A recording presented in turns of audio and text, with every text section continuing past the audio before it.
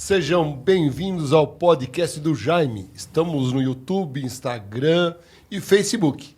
E começamos o nosso programa se apresentando novamente, né, Valmor? Nessa nova etapa do nosso podcast. O podcast. Que agora eu já estou começando a compreender a dinâmica do podcast. Era para eu fazer a apresentação do nosso ilustre convidado. Eu vou deixar que você o faça, Valmor. Eu faço. O nome dele é Antônio. Antônio de Pádua Botelho. Botelho. O Botelho, como disse o Jetinho com ele no final. Não, Botelho, Esse carioca da gema?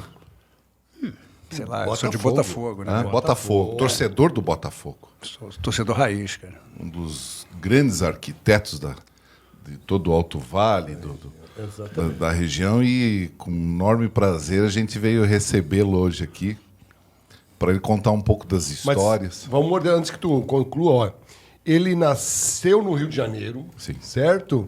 Formado pela Universidade Federal do Rio de Janeiro, uma das melhores do Brasil, em 1977, e logo veio para Santa Catarina. Fez um grande projeto lá para o então governador, um plano diretor de Santa Catarina.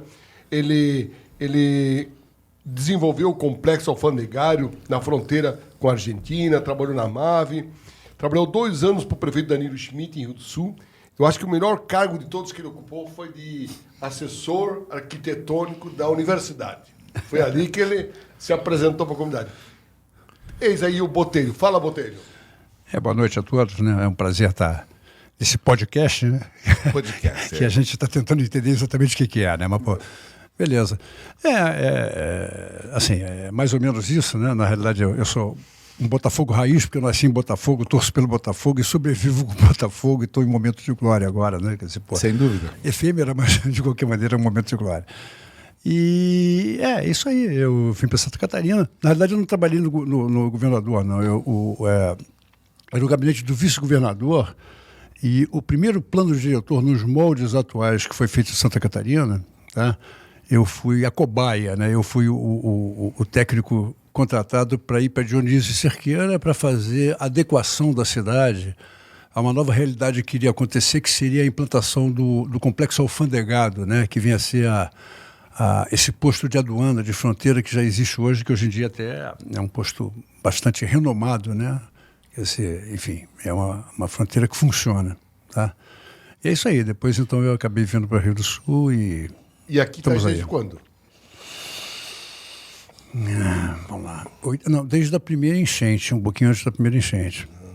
Sabe por quê eu pergunto isso, Botelho? Porque, Valmor... A enchente de 83, né? Normalmente, os jovens recém-casados vão para outras cidades maiores, como Rio de Janeiro, São Paulo, Florianópolis, e não voltam. Você fez um caminho inverso. O que te trouxe para cá? Graças a Deus, eu fui um precursor, né? Saí do Rio de Janeiro, fui visionário, né? Saí antes enfim, sem adjetivos, né? Não, na verdade, vamos lá, eu tinha... quando eu morava no Rio de Janeiro, quando eu estudava ainda, eu e um grupo de amigos compramos uma casa no Farol de Santa Marta, tá? Então, durante 4 anos, eu passava todo o verão... não vou dizer que surfando, que eu era um péssimo surfista, nunca foi a minha, mas de qualquer maneira, num lugar que era um lugar paradisíaco, entende? Quer dizer, não tinha luz elétrica. Nós fomos os segundos moradores do Farol de Santa Marta. Cara, em 75, tá? 75, então de 75, aí 4 anos nós vimos, e como eu era o arquiteto da turma, eu era um síndico, né, que a minha incumbência era vir nós juntávamos dinheiro lá no Rio, eu vinha para fazer as melhorias na casa. Era uma casa de pescador, né? Uma casa de 4 por 8, né? As pessoas se amontoavam ali na casa. E ao longo de 4 anos... Mas o problema é o seguinte, o cara vinha com dinheiro para fazer as obras e chegava no litoral, era pescador, né? Pescador fazendo... Quer dizer... pescador pedreiro, você imagina que a coisa não funcionava muito bem. Então, ao longo de um bom tempo, a minha grande obra foi um deck, né, que era para ser uma varanda coberta, mas, enfim, não deu certo, o dinheiro não deu para fazer a cobertura, Então eu tive que provar para os meus pares, né, para os meus colegas, meus companheiros os condôminos, né, meus condôminos, que seria uma besteira ter uma cobertura num lugar onde você tinha um farol maravilhoso, entendeu? E onde aquela luz pulsava o tempo todo, né? Quer dizer, seria um contrassenso você cobrir aquilo e perder a essência do lugar. Não faz sentido, entendeu? não faz o menor sentido. O mais engraçado é que todos concordaram e acharam que realmente era uma visão arquitetônica da coisa. Era um pessoal com visão, porque para vir para o Rio de Janeiro, para Santa Marta, em 77... Ô, Botelho, eu fico tentando imaginar, é anos 70 isso? 75, tem tempo, né? A turma de... Todo mundo carioca? Todo mundo carioca. Todo mundo pré-exilado. Depois todos foram para fora, né? Todos vieram morar em Santa Catarina por causa do farol. Entendeu? Tá. Eu particularmente gosto do jeito que o sotaque, né? Essa forma arrastada que vocês têm. Eu não tenho mais sotaque de... Não, isso você acha, mas não... Imagina se tivesse, né? Tu não tem? Quando eu chego lá no Rio, todo mundo acha que eu falo que nem gaúcho, entendeu? Não tem aquela história que tinha um carioca, chegou, o outro encostado, daí ele disse, e aí, valeu? Eu disse, valeu. Daí ficaram ali. Chegou o outro, e aí? Valeu? E aí? E foi chegando mais. O outro chegou, e aí, valeu? Valeu. Até que chegou o quinto e disse, e aí, galera, como é que tá? Daí os outros olharam assim, chegou já querendo mudar de assunto. Bom, só porque chegou. Só porque chegou quer mudar de assunto. Se você gostou do nosso canal, se inscreva nele, né? Podcast do Jaime no YouTube, Facebook, Instagram, e dê o seu like lá, ou dislike, como diz o Alexandre Garcia. Então essa é a linguagem do carioca mesmo? O aí valeu, É o imaginário, né? Quem é esse ali? Não, cara, isso foi um momento que eu o Edson falecido Edson Fronza. O famoso Toiço, né? Que me indicou ali, foi até um momento bastante legal, cara. Eu fui, a minha empresa ganhou a comenda, né? Tanto que algumas pessoas me chamam de comendador. A comenda Basílio... Correia de Negreiros. Correia de Negreiros, né? Quer dizer, foi muito legal, foi foi um pequeno momento de glória na cidade, né? Você gosta de Rio do Sul, né, Botelho? Gosto muito. Eu brinco dizendo que eu sou Rio do Silêncio desde o nascimento, eu não sabia. Quer dizer, foi uma decorrência... Não, eu acho que, assim, na verdade é o seguinte, tem vou até falar sobre o ponto de vista técnico. Rio do Sul é uma cidade que, urbanisticamente, ela tem o tamanho ideal, o porte ideal. Tá?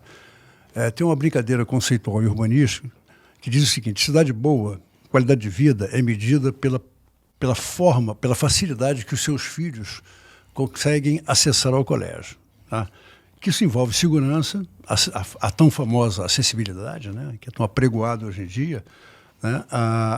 O fato das ruas serem urbanizadas, porque se você tiver uma estrutura muito precária, é difícil essa acessibilidade. Então, assim, Rio do Sul tem um porte que, dentro de alguns cânones urbanísticos, né, está dentro de um padrão muito bom, muito legal em termos dessas possibilidades de acesso. Tá? Tanto é que, se você for ver, eu brinco dizendo que talvez o grande handicap de Rio do Sul é a facilidade. Tudo em Rio do Sul é muito fácil, né? Quer dizer, você consegue, mesmo quando tem aqueles engarrafamentos às 5 horas da tarde no centro, isso é merreca perto do que existe em termos de engarrafamento em outros lugares, né? Tá? Então, gosto muito de Rio do Sul. Eu, estou aqui e ficaria aqui sempre. Entendeu? Tens, volta e meia, retornado ao Rio? Como é muito pouco, muito pouco. Até porque, enfim, meus pais, depois que faleceram, porque tinha a casa dos meus pais centralizava, né? Eu tenho vários irmãos, mas, enfim... Até porque tu saiu de lá em 77, é isso? 77. Tu te formou, qual é a universidade que tu te formasse lá? O Fundão, é o FRJ, que é o Fundão, né? Enfim, era a faculdade referencial na época. E era muito engraçado porque, na época, era aquela época do governo militar, né? Então, não precisa dizer que todo mundo, no mínimo, o cara era muito cabeludo, né? Mas, enfim, eram outros tempos, né, Jaime, né? Mas tinha coisas muito curiosas, né? Como, por exemplo, a faculdade de arquitetura, como era a faculdade que continha também a reitoria, então tinha uma série de eventos o tempo todo, shows o tempo todo, e tinha até arquitetura de vez em quando acontecia, né? Mas era uma época que as pessoas eram muito libertárias, né? Então tudo era muito, não diria fácil, era muito encantador, né? Quer dizer, enfim, não estou nem com nostalgia, não, mas era um outro tempo. E a respeito dessa questão do período digamos, da regime militar, uma coisa que era curiosa é que rolavam umas lendas que as pessoas que usavam ternos escuros eram agentes do DOPS, que na época o DOPS era não que você tivesse alguma coisa... Os homens de negro. O receio do DOPS, mas o DOPS era um estigma, né? Quer dizer, pô. Então, quando você via alguma pessoa de terno escuro, azul marinho, você desviava e tal, tomava cuidado. Naquele tempo não tinha problema de gravação, essas coisas todas ainda. E assim, todos os assessoristas e todos os seguranças usavam terno azul escuro. Então era uma paranoia, uma paranoia generalizada, né? E eu tive um episódio até que quando eu fui orador da formatura, então num certo momento depois foi até engraçado que o discurso foi naquela época era uma certa irreverência, então o discurso foi um pouco emblemático, digamos assim... Subversivo? Não subversivo, iconoclasta, né? Certo? Quer dizer, derrubando o Niemeyer, que era o grande mito, porque fazia uma alusão de que o Niemeyer era um cara que trabalhava para o poder, né? Ironicamente, era, enfim, um cara que pregava uma visão socialista, mas era um beneficiário do poder. Capitalista por natureza. Então, o tom do comentário não foi nem xingar o Niemeyer, mas ser crítico. Tanto que tinha algumas coisas que a gente falava, como arquitetura de pés descalços, que depois era complicado isso na época, o reitor tinha que aprovar, fazia analogia com a medicina de pés descalços, que era um conceito maoísta, mas tudo isso de uma forma, digamos, espontânea. E quando acabou o discurso, que eu saía, um senhor me segurou no braço e falou: eu preciso falar contigo. Estava de terno. Eu fiquei amarelo, né? Terno azul escuro. Eu falei, cara, eu dancei, né? Pô, né? Quer dizer, qualquer coisa que... Só o fato de você fazer o discurso já era uma coisa que era de alto risco, né? O orador era avisado. E de alto risco. Mas tu já era grandão na época. Já era grandão. O problema era maior ainda. Então eu afinei total, fiquei amarelo e tudo. Aí o cara me chamou, chegou e tal, me deu os parabéns e tal. Eu ainda cabreiro, achando já que vai acabar isso. Eu quero uma cópia foi tudo resolvido. Era o pai de uma menina. Não, era o pai de uma menina. Não, era o pai de uma menina. Foi rebate falso. Mas tem outra passagem muito interessante no Rio de Janeiro, que é um ônibus de vocês atolou, é verdade? Não, não, isso não é no Rio de Janeiro. Não foi no Rio de Janeiro. Não, isso não tá meio samba do crioulo doido, isso aí. Eu pensei que foi no Rio de Janeiro. É que assim, vamos lá, dentro de um processo histórico, né? Nós fomos para o Farol, durante 4 verões eu vinha para o Farol, regularmente, era a minha paixão, né? Eu passava o verão todo no Farol. Depois, por conta do Farol, essas pessoas migraram para Florianópolis e, enfim, acabei dando aula na UDESC, tá? Passei 1 ano e pouco dando aula na UDESC no tempo que eu morei em Florianópolis. Desculpa. Até ser cooptado, né, para fazer o trabalho... Desculpa. Por Estado. Esse trabalho que foi mencionado antes de Dionísio Cerqueira. Então, quando eu fui para Dionísio Cerqueira, depois de um certo tempo eu conheci a Sandra, minha atual esposa, minha atual e única esposa, inclusive, e perene, e para sempre esposa. Que beleza. Nenhuma recriminação. Quem tem mais de uma esposa? Consta em ata, né? Consta em ata, né? Fundamental. Isso que é bom tu falar. Né? Isso. Vou deixar bem claro. Sem qualquer alusão aos colegas, nada Muito disso, obrigado. nem o moralismo. Muito obrigado.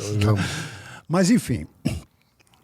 E acabou que a gente, depois de algum tempo, 6, 7 meses, resolvemos casar.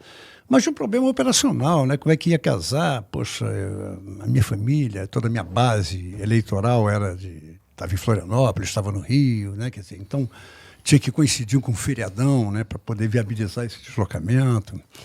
E, enfim, tinha toda uma logística que foi pensada. Pensada. E dentro dessa dessa equação, tá?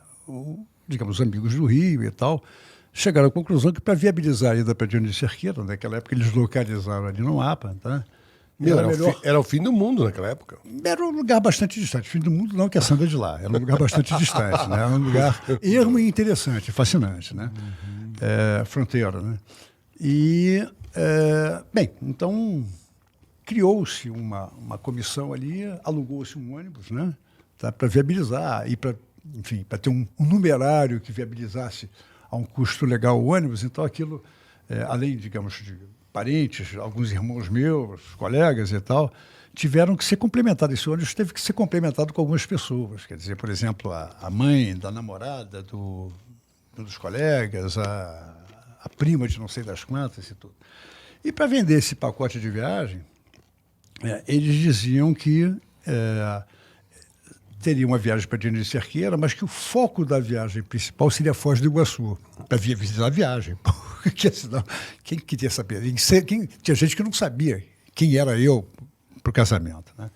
Então foi um mix de pessoas conhecidas e um mix de pessoas com propósitos diferentes. Foram colocadas, né, como enxerto no ônibus. Tá? Então foram para o casamento e tal, e, enfim, sem saber exatamente que era o tal do Tunicão, que era eu, que ia se casar. Como é que é? Tunicão. A minha alcunha na época era Tunicão, né, nessa base eleitoral do Rio de Janeiro. Bem, mas assim, aí teve assim, uma série de curiosidades. Primeiro teve o contraponto, né, daqueles cariocas chegando completamente sem noção, não tinha a menor ideia do que era uma cidade... Fronteira em Santa Catarina, né? E achando tudo maravilhoso, tudo incrível, achando genial a coisa toda. Mas acontece que esse ônibus que foi alugado, era um ônibus urbano, tá? Porque eles achavam que até Dionísio Cerqueira era tudo asfalto, entendeu? Tá? E não era, né? Então era daqueles ônibus muito grandes, turbinados, enfim, com tudo que tinha direito, né? Quer dizer, com copa e tal, aquela coisa toda. E o ônibus, quando estava chegando perto de Barracão, que é a cidade conurbada com Dionísio Cerqueira, a uns 20 quilômetros de Barracão, o ônibus tinha aquelas pistas que são muito abauladas, né, de barro compactado. Choveu um pouco ali e o ônibus adernou e bateu no barranco e ficou atolado no barranco. Bem, as pessoas que estavam, a maior parte das pessoas, acabou pegando carona, se virando e foi chegando no local do casamento, que era em Dionísio Cerqueira, aos poucos, né? Quer dizer, e aos poucos e todas cheias de barro, né? Quer dizer, enfim, todas, mas achando maravilhoso. Com barro no casamento? Não, isso não era. Isso era pré-casamento. Né? Estavam chegando no ambiente, né? Tudo certo. No festival que seria o casamento, né? Sim. Tá? E, bem, aí teve um impasse de como é que eu vou tirar o ônibus de lá e tal. Evidentemente, eu como noivo e como motivador da festa, do evento, protagonista, tinha que dar uma solução para o caso. Então, depois de algum pensar, eu me lembrei que tinha uma máquina, consegui cooptar o tratorista da máquina, né? Tá? E, evidentemente, tive que convidá-lo para o casamento e convidá-lo para ser padrinho, inclusive, para ele ficar motivado. Para ficar motivado para rebocar o ônibus.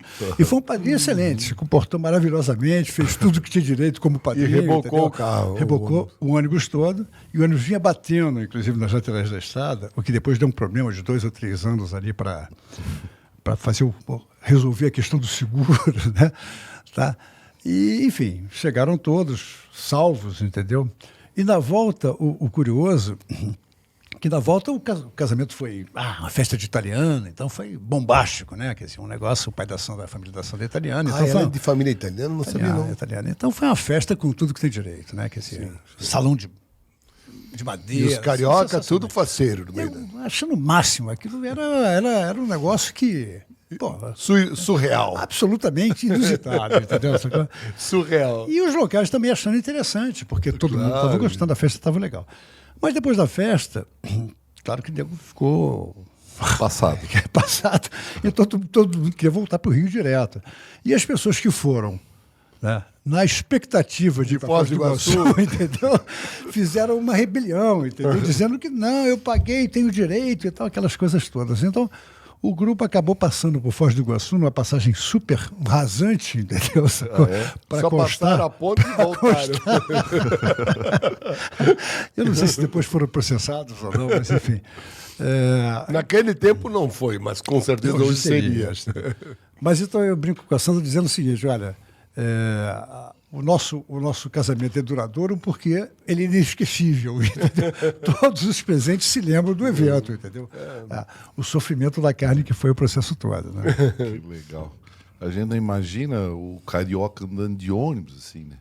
Aliás, tem uma história... Não, Ônibus é padrão, pô. No Rio né? No Rio, sim. Mas vindo para Dionísio, não, né? Não tinha alternativa, Não porque o tinha. aeroporto era muito longe.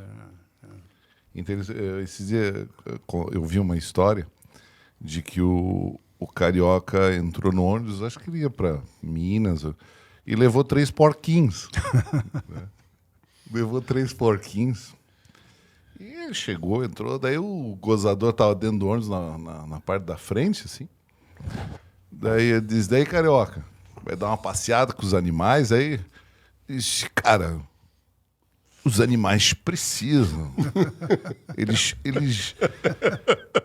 requerem isso. É a alma dos bichinhos, cara. Certo. Daí o cara olhou e tal. E tem nome essa bicharada? Porra, mas claro. 3, né? A primeira ali, o nome dela é sua tia. A segunda ali é a sua avó. E o cara disse, peraí, a terceira eu já sei. É a sua mãe. Não, esse é macho. Mas como é que é o nome dele? O nome dele é seu pai. Porque a sua mãe eu assei ontem.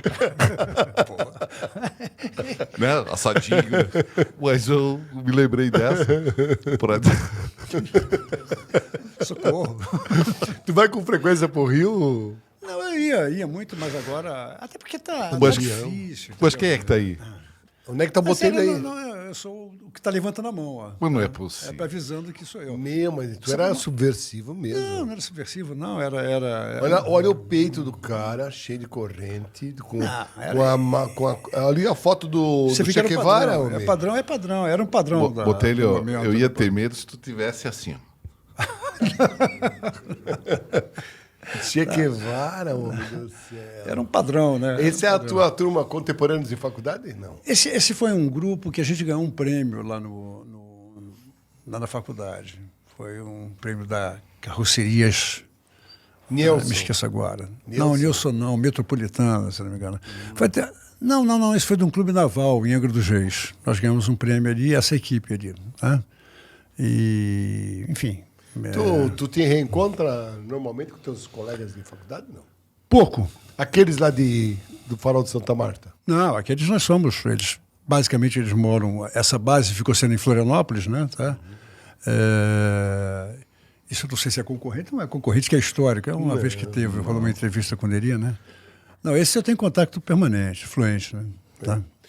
Eu digo, quando você falou nesse programa aí do Neri, que enquanto você é entrevistado, Valmor, tu é lembrado.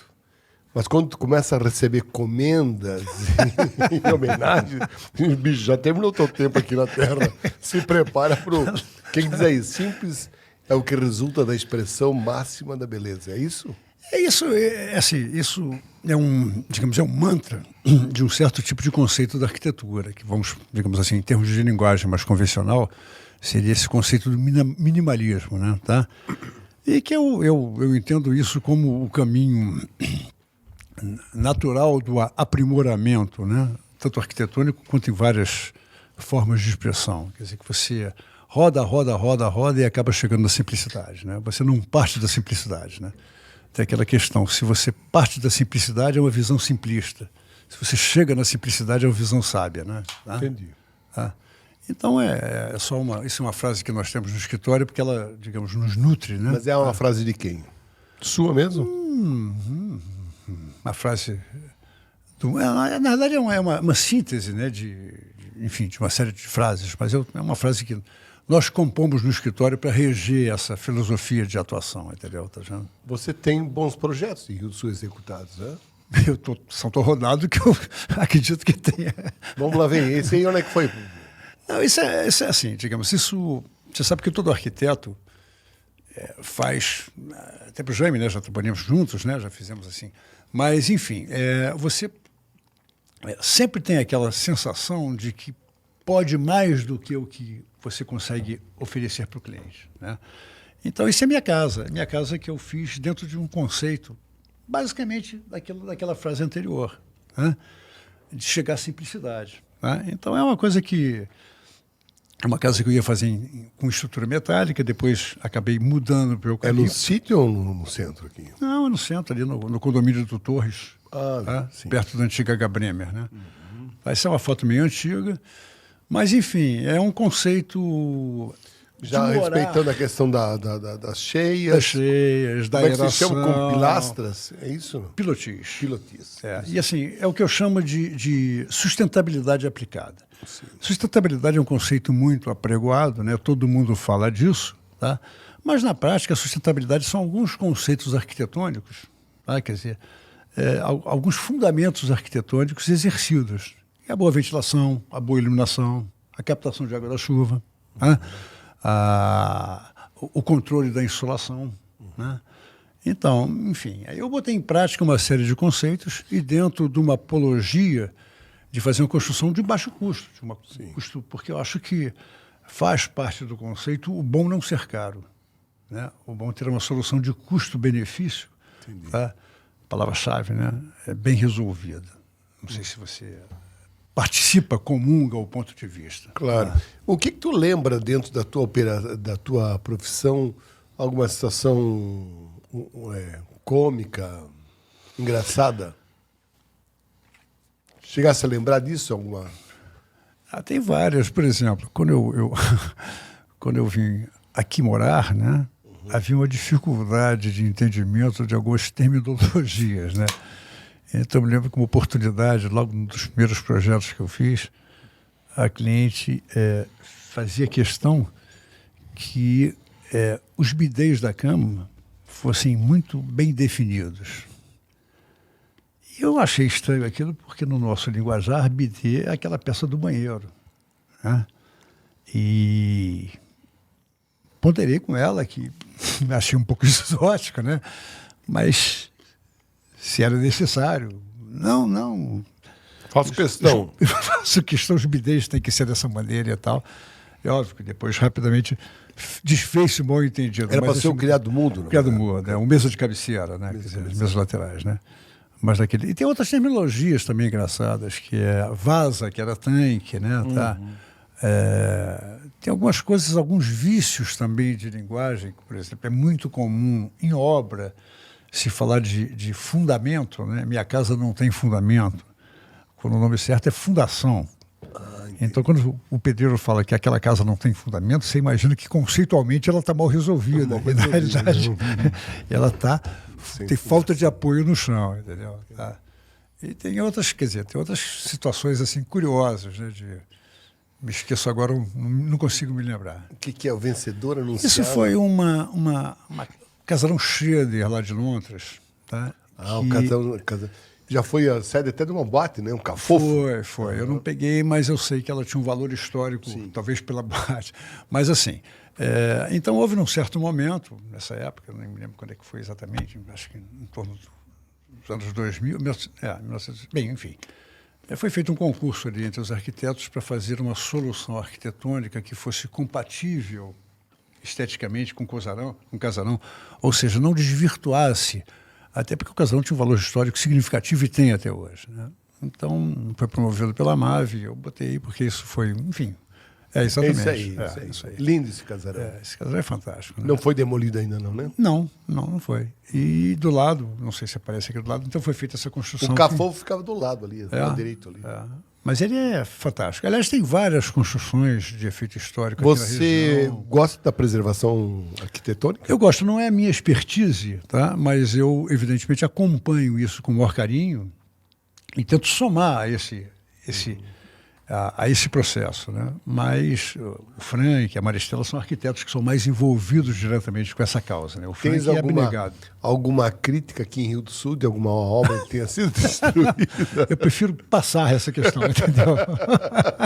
Que foi destruída ou não deixaram destruir? Essa questão nós passamos para a próxima. Então tá.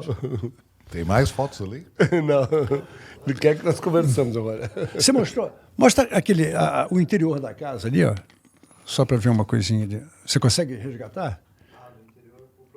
Não, depois, pode ser depois, então. Ô, Botelho, alguma coisa na linha de esporte tu chegou a fazer? Linha de esporte, basquete, por exemplo? Arquitetura. Não a prática do esporte. Não, eu remava no Flamengo. Quando eu tinha 17 anos, eu remava no Flamengo. Não, ele fala em projeto. Bom, agora vai os dois. Nós, digamos, o esporte da minha vida que eu pratiquei com vigor foi remar no Flamengo quando eu tinha 16, 17 anos. Né?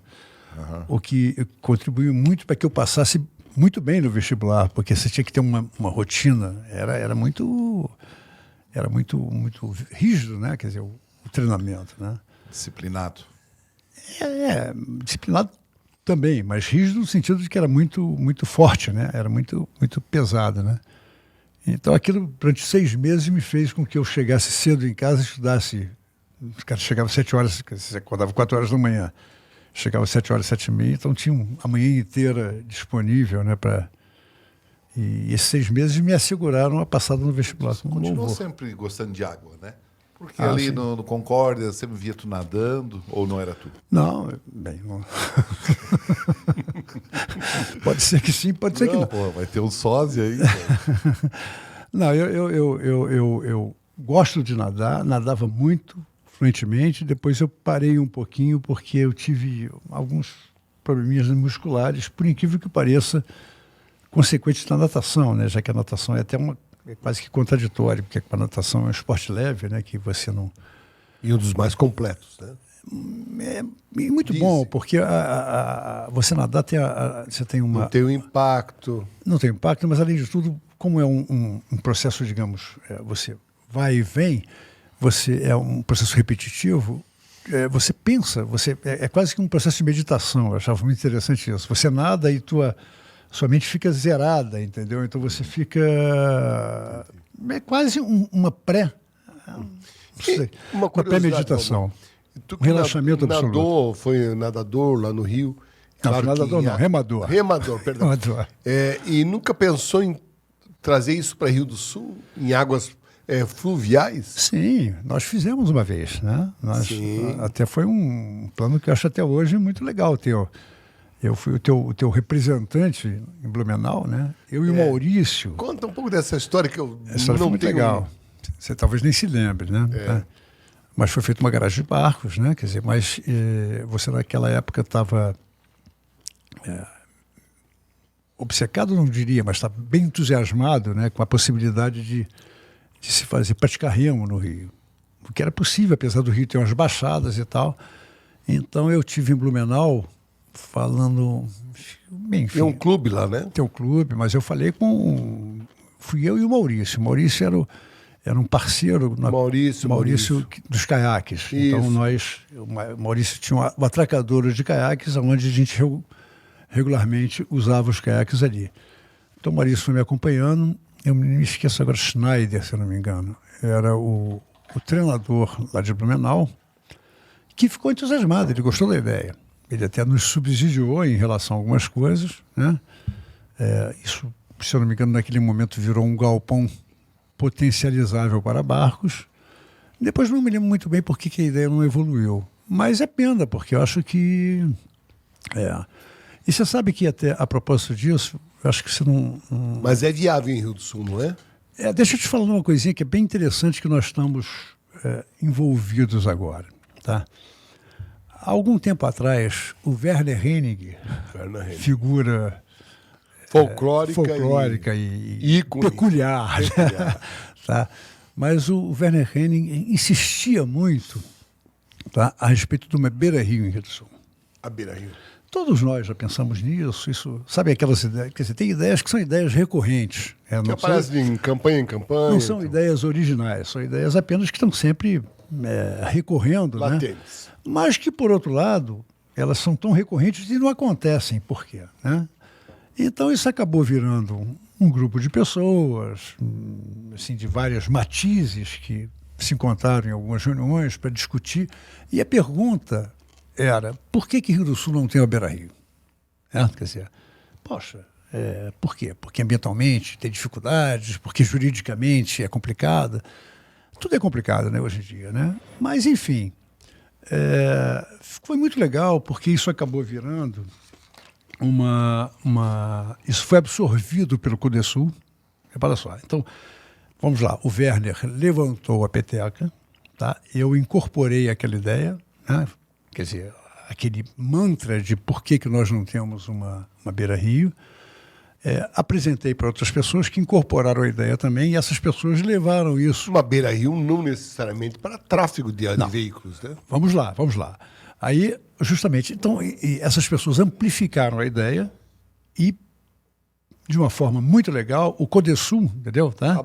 Abraçou a causa e criou um grupo de trabalho, né, do qual eu faço parte, algumas outras pessoas, um grupo que está muito motivado em cima.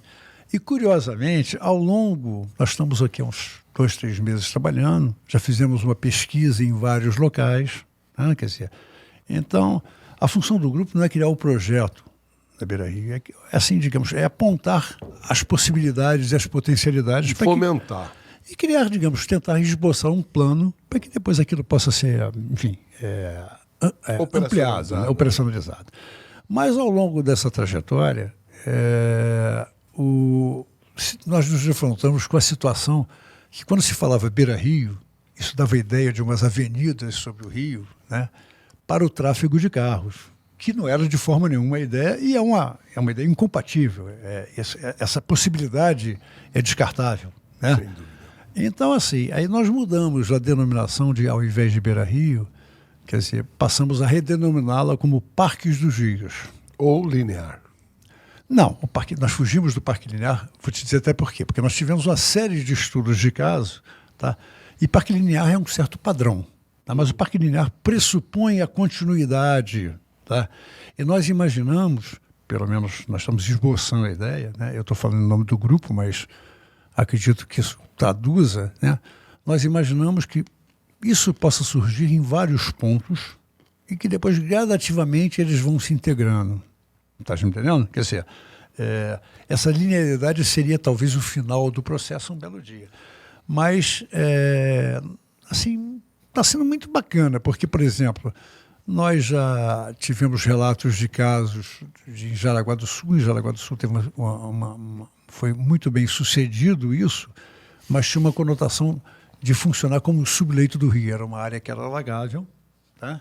Então que foi aproveitada dessa maneira. Tivemos o caso de Caçador, olha só, uma cidade menor do que nós, né? Mas que está tendo um resultado super legal. Então isso nos motivou, vimos que isso é plenamente possível, tá? E acho que é uma contribuição legal que a gente pode dar para que isso se viabilize. Né? Tranquilo? Os sinais estão dando um close. Estou falando demais, avisa aí que... Olha aí, o patrono da primeira turma de arquitetura. Fiquei muito orgulhoso com isso. Você foi professor dessa turma? Não fui professor. Fui patrono sem ser professor. Mas, assim, foi muito bacana. Foi muito na legal. verdade, o patrono ou o paraninfo, nesses termos, não são professores. O amigo de turma até que né? Então, tá. Ô, Valmor, tu conhece bem o Antônio há muito tempo? Já há um bom tempo, né? Bom tempo. Já fomos a algum encerramento lá no sítio, lá, né? Aquela festa de vikings, né? Aquela festa de vikings que viu Aquilo tu não acredita, um javali né? em cima da bandeira. Inesquecível. Conta o que era festa de final de ano? Foi. Acho que foi o Jairo que promoveu, né? Foi. E qual a visão que tu teve daquela festa? Rapaz, foi uma festa de vikings. Primeiro que eram só homens, né? Tinham, não sei se 400, 500 ou 300. Tá? E era uma barbárie, né? Depois que... todo mundo só tinha Todd para tomar, né? Quer dizer, então... Todd? Não, tô brincando. Não. Tinha... Então a galera era forte naquele tempo o esquema do bafômetro não era tão rígido, não é isso? Sim, tá? Sim. Ou os policiais também frequentavam o ambiente? Então... Não sei. Mas a volta foi cautelosa. Hoje em dia não haveria mais essa possibilidade, né? Teria que todo mundo ir de van. Ou do ônibus, quem sabe, daquele ônibus que foi para... Teve um que foi colocado em cima da moto. Né? Não sabe como é que ele chegou em Rio do Sul. Lembra? Eu não vou falar o nome aqui. Eu me lembro do caso. Né? E meio que empurramos, ele foi tocando e disse, bom, vamos ver se chega depois. Só de manhã ficamos sabendo que ele chegou. Eu demorei bastante para voltar para casa, mas cheguei seguro. O teu não foi o carro que a sirene começou a tocar? Não? Foi o alarme. O alarme. Foi o alarme. O amor tem uma boa memória. Mas eu lembro que ele falava assim para mim, Valmor, cara, é transcendental. Parecia uma festa de vikings, cara. Aquele boi chegando em cima de uma mesa de sinuca. Acho que era um pernil numa bandeja enorme. Isso. Parecia aquelas coisas de Obelix, entendeu? No que tu ias fazendo, assim, parecia uma circuncisão mesmo. Olha, a princípio eu fiquei um pouco chocado, depois eu falei, não, cara, essa é a realidade. É isso mesmo. Esse é o papo. Porque tu passou, né, uma hora, me lembro lá, assim, amor, essa festa é isso mesmo? Eu digo, nem tá começando, cara. Nem começou ainda direito. E colocar em cima da mesa de sinuca, cobrir a mesa de sinuca. O porco. E que nem vikings com faca e garfo. E num certo momento, quando foi dada a partida, as pessoas se degladiavam, entendeu? Para pegar aquele pedaço. Era um fator de risco enorme. E depois, no outro dia, cada um foi saber o destino de cada um da noite, na madrugada, né? Acredito que sim. Que deu? Mas um saiu de moto. Não, eu tive a cautela de sair um pouco mais cedo, porque eu imaginava que depois viriam hordas e hordas de vikings. Amor, quando eu falei no Botelho que ia convidá-lo para esse podcast, que, aliás, a técnica me lembrou, que é assistido no YouTube, no Facebook, no Instagram, no Spotify. Estamos lá. Dá o seu like, se inscreva ou seu dislike. Quando eu falava em Botelho, tu lembrava ele lá na inauguração do nosso Parklet. Tu lembra disso? Não? Lembro. Como é que ele dizia lá, o Botelho? Porque antes nós já perguntamos se eu podia imitar, alguma coisa a gente imita, mas o Botelho é um cara. Mas de lá eu não lembro. Mas eu invento algumas coisas imitando, né? O importante é o caso, não é? Então, depois a tua esposa, de certo, vai chamar o Jaime e diz, tira o irmão lá. Mas tem a história que o Botelho tá na praia do Flamengo, ele falando, eu estava na praia do Flamengo e, de repente, eu avistei, cara, aqueles zeppelins... Zeppelin? Aquele dirigível e as pessoas, cara, porra, elas vinham fazendo assim, dando tchau, e eu me animei, cara. Porra, eu me animei e comecei ali a abanar também. E de repente eu digo, parabéns para vocês. Parabéns para vocês. E daí, daqui a pouco, a minha mulher disse, Antônio Botelho, acorda, porra, acorda. Estás fazendo o que aí, cara? Eu digo, nossa, mais uma transcendência louca da minha vida, bicho. Boa, né?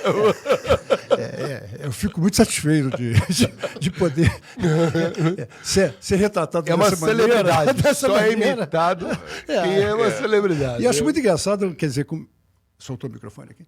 Não, eu acho muito engraçado a interpretação que eles têm de carioca. A visão que se tem de carioca. Mas o Valmor tem essa capacidade. Porque essa... Não é assim.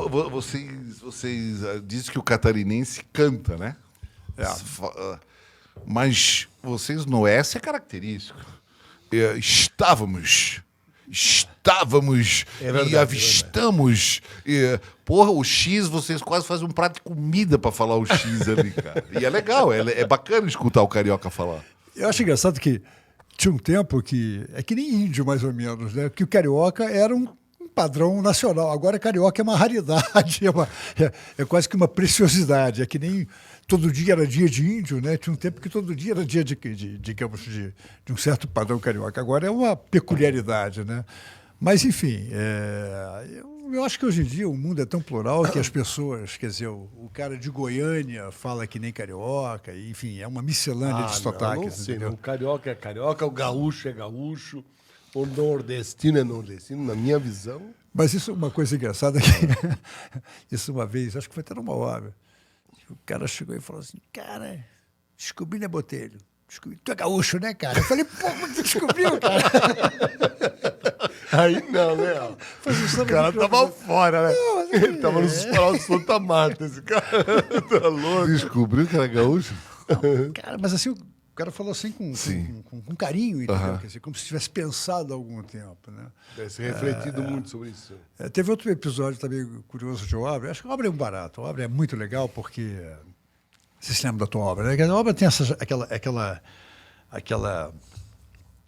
aquele compartilhamento de obra, né?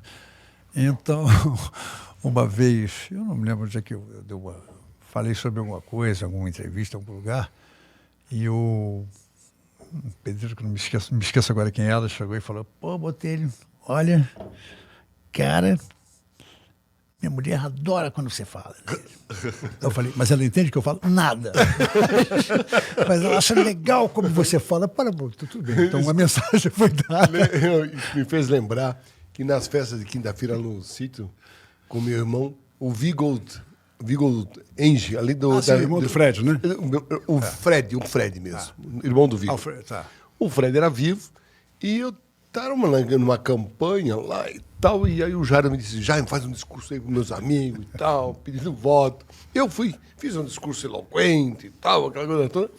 Terminou o discurso, o Fred chegou perto de mim assim: Jaime, como tu é carismático. Caralho. Como é que é, Fred? Jaime, como tu é carismático. Ele falava assim: cacete, o que é carismático, Fred? Eu não sei, mas que tu é carismático. Esse era o Fred. De grata lembrança. Mas o que tu lembra da Unidav? Nós tivemos uma boa relação na Unidav, né? Bons projetos. Eu sou dinossauro na Unidav. Nós dois. Eu não sei se eu até... Olha só, eu trabalhei na Unidav no tempo que o Hélio Rubic era o diretor. Mesmo? Não sabia. Porque quando eu trabalhava na MAV, eu era muito parceiro do Ralph Ebeda, que era o engenheiro que fez alguns projetos na MAV. É verdade. E ele me incorporou como arquiteto, me deu oportunidade, né? O Ralph é um cara que eu até hoje venero, né? Mas está vivo ainda, não? Não faleceu, né? Mas, então, aí, quer dizer, então eu não vou dizer que eu esteja antes de você, mas eu estou antes de você virar reitor, né? Quer dizer, quando você virou reitor, eu já estava lá. Mas fizemos ali algumas coisas bem, quer dizer, até hoje eu tenho grande orgulho de ser parceiro da Unidav, né? Os blocos lá foram quase todos teus, hein? Quase todos. Temos dois que não foram, que tem um corredor meio esquisito ali, que não foi meu. Mas, enfim, só para deixar bem claro que aquele corredor não é meu, o corredor estreito que tem ali. Mas, enfim, e é muito bom trabalhar com a Unidav, né? A Unidav eu sempre digo que eu sempre fico torcendo para que se consagre essa união, essa parceria da Unidav com a prefeitura, que eu me lembro que você tentava isso também. Eu me lembro daquela questão do estacionamento do parque, né? no Parque Hariobos, né?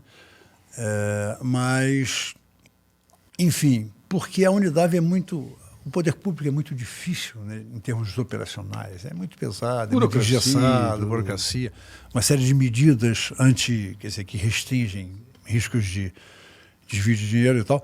É compreensível, né? Mas a Unidav é muito bem estruturada, ela funciona muito bem, entendeu? Então, se pudesse, e agora tem algumas experiências mais recentes que têm funcionado isso, na questão do meio ambiente e tal, então acho que seria um bom exemplo dessa parceria público-privada ser muito eficaz, né? Com bons resultados. O que tu lembra do Parque Norberto Fram? Qual é a lembrança que tu tem mais forte de lá?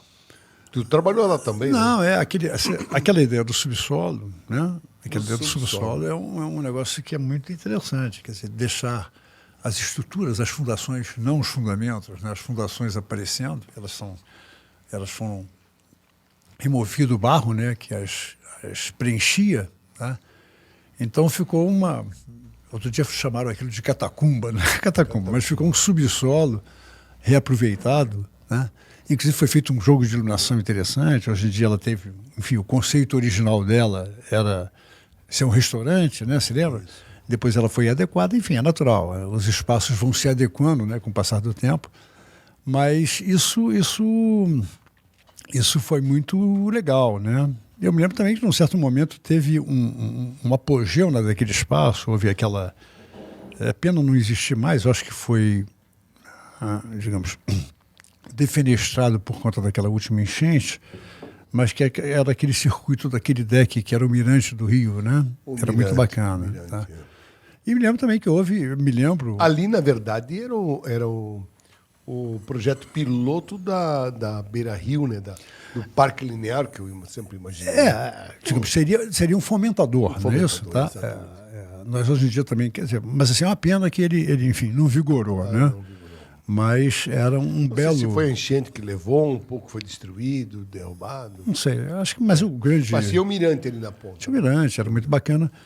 Mas eu sempre acho assim curioso, porque, digamos, aquele espaço da Unidade, ele acaba... na realidade, é uma referência para qualquer visitante de Rio do Sul conhecer, por exemplo, o Museu da Madeira, o Parque da Unidade. Da Madeira. E ele acaba não sendo disponibilizado em fim de semana. Eu acho uma dessas contradições, né? Quer dizer, tem algumas brincadeiras que eu digo assim, alguns conceitos curiosos de Rio do Sul. Teve um conhecido que visitou Rio doSul e falou de uma maneira meio cáustica, né? Falando, é interessante, né? Como é que vocês trocam as árvores por outdoor, né? Vocês tiram as árvores e plantam outdoors, né? Eu fiquei meio chocado com aquilo, mas é verdade, entendeu? A gente tem... Nossa cultura de Rio do Sul é de não valorizar as árvores, né? Interessante. E é uma pena, porque a árvore é um equipamento urbanístico fundamental, né? Que é som, aprazabilidade, né? Quer dizer... Mas esse sentimento não é meu, esse sentimento é incorporado por várias pessoas, né? Ô, Botelho, eu queria fazer uma curiosidade. A gente está vendo em Balneário esse alargamento da areia e acho que vão fazer também da própria calçada, né? Bom, tem um Isso projeto. eu estava vendo que em Copacabana isso foi feito já nos anos 70. É verdade?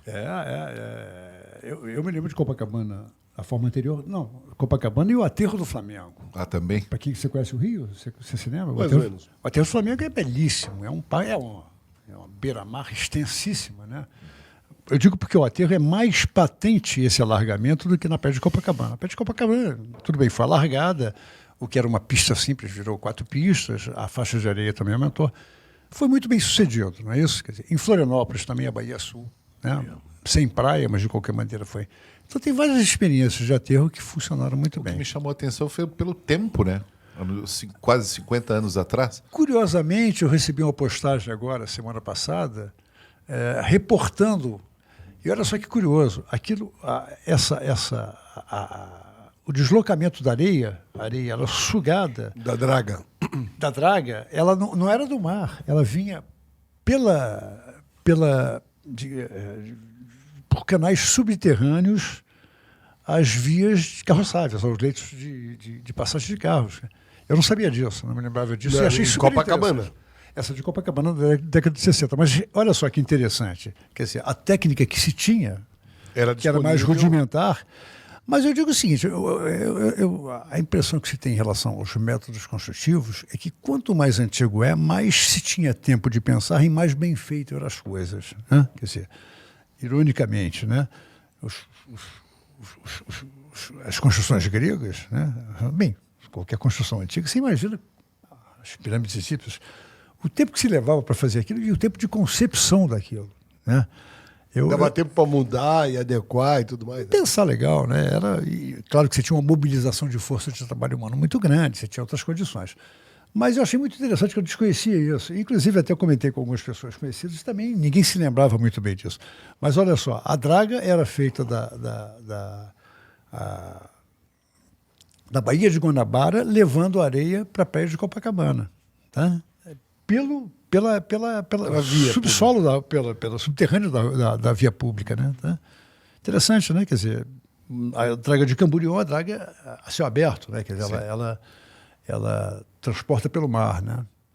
Acho que a tendência é de que cada vez mais você tenha que invadir o mar e as consequências também, né? Quer dizer, você tem uma série de consequências Tudo também. que altera tem consequências, né? Tem o seu preço, né? Tá, é indiscutível. Legal. Lembrando que nós estamos no Spotify, no Facebook, no Instagram e no YouTube. Dê o seu like, se inscreva no nosso canal, porque o podcast do Jaime hoje entrevista o nosso companheiro, amigo, arquiteto Antônio de Pádua Botelho. Se figurasse. Uma figuraça. E eu quero, antes de encerrar, agradecer, Botelho, por você ter disponibilizado o seu tempo, relembrado passagens históricas e cômicas e outras nem tanto, mas com certeza importantes da tua vida, né? E eu quero te presentear aqui. Eu sempre digo para os meus entrevistados que a gente entrega e depois tu devolve. É verdade, né? Bom, tu vai desembrulhar e tu vai saber o que é que se trata isso que Só tá não aqui. deixa cair, né? Nós só temos essa. Só tem que saber se todo mundo toma do mesmo lado. Né? Chega. Não, já vai lá para a cristaleira. Mas pode abrir que eu não mostrei. Tô nervoso aqui, daqui a pouco vai quebrar aqui. Bacana, tem que mostrar ali? Eu nem sei como é que está o nosso tempo, técnica. Tranquilo. Bacana.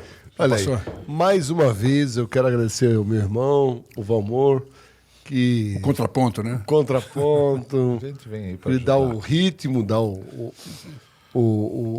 compasso da entrevista, que não é uma entrevista, é um podcast. Podcast é isso, né? Não é uma entrevista. Tu fala um pouco de tudo e aos poucos a gente está entendendo o que é podcast. Está né, amor? entendendo no caminhar. Isso que é o barato, né? Começando e Há um ditado disso, né? Que é no caminhar que as melancias vão se acomodando, né?